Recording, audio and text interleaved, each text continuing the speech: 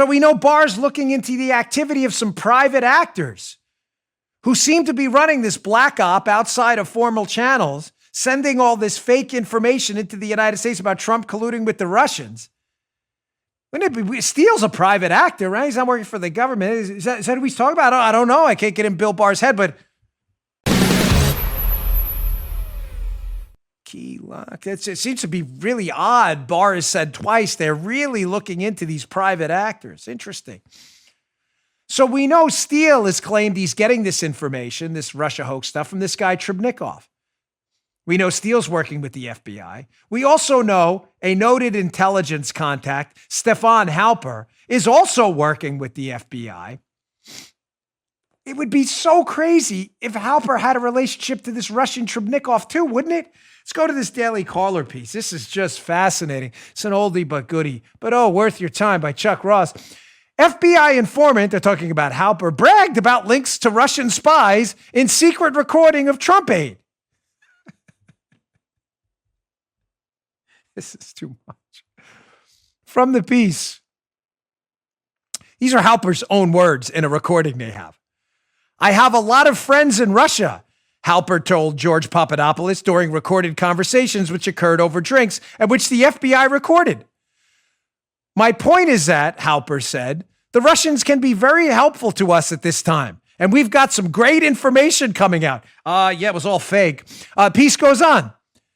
Halper, a former Cambridge professor. Joe, Cambridge is in the UK, right? Just checking. Yep. Just checking. Yep. There you go. Joe's 3 for 3. London, UK, Cambridge. This is really weird. Halper, a former Cambridge professor, rattled off the names of Russians. Vyacheslav Trebnikov, Leonid Shedbarshin, and Yuri Trotov, according to a transcript of the secretly recorded conversation released on Thursday. Wow. Were these private actors working together? Because they're both citing the same guy for the fake pee-pee stuff and Russia stuff. And no, I won't stop calling it the pee-pee stuff because that's how stupid it really was. And it deserves to be mocked and laughed at. So the bad news, Barr's statements about the CIA and improper activity don't seem to comport with reality. The good news, he has said multiple times he's looking into private actors. Steele, private actor, right? Halper, private actor, and they're both claiming they have the same Russian source. Trebnikov, this Russian higher up in the Russian intelligence services. Crazy how Christopher Steele is from the UK and Halper, who's from the United States, works there. While Gina Haspel, our current CIA director, was the station chief. All under her nose? She doesn't smell anything? She would be the worst CIA station chief in human history. What is Barr hiding? Barr is obviously hiding that Brennan knew about these private actors, likely knew about them, what they were doing, because we have Brennan passing the information in Steele's dossier to Harry Reid. And he's probably trying to give the CIA and Gina Haspel a pass by pushing this all off on Steele and Halper, the, quote, private actors. But I'm going to get to a Washington Post piece here in a second. This means either one of two things.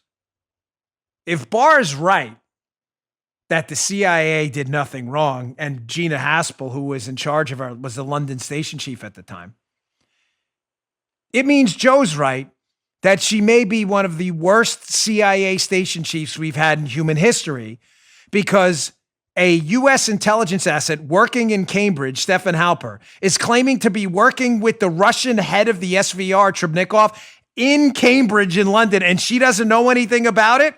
So she really stinks, number one. Or number two, she knew about it the whole time. Halper and Steele were making it up. They used the United Kingdom and their intelligence service to embarrass Trump and set him up, and they lied about it the whole time, and Haspel knew. Either one of those options ain't good. It's not good. It's not good. You just heard Dan Bongino.